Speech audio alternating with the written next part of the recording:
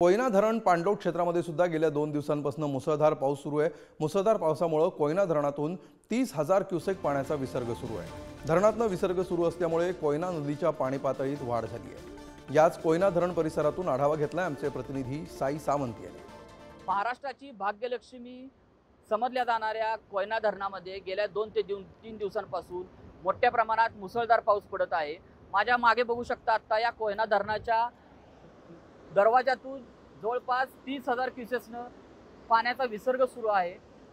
जवळपास 6 दरवाजे आता सुरू केलेले आहेत। त्या 6 दरवाजातून मोठ्या प्रमाणात पाण्याचा विसर्ग चालू केलेला आहे। गेल्या 2 दिवसांपासून या संपूर्ण पाणलोट क्षेत्रामध्ये मोठ्या प्रमाणात पाऊस चालू आहे। कोयना धरण आता जवळपास 84 TMC भरलेलं आहे। या पाण्याचा विसर्ग झाल्यानंतर मोठ्या प्रमाणात कोयना धरणाच्या नदीपात्रात देखील पाणी पातळीत वाढ झाल्यानं मोठ्या प्रमाणात नदीकाठच्या गावांना देखील पुराचा धोका असल्याचं प्रशासनाकडून सांगण्यात येत आहे।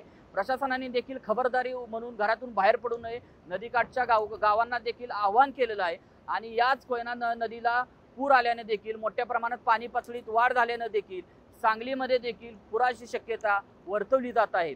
साई सावंत, पुढारी न्यूज, कोयना धरण, सातारा।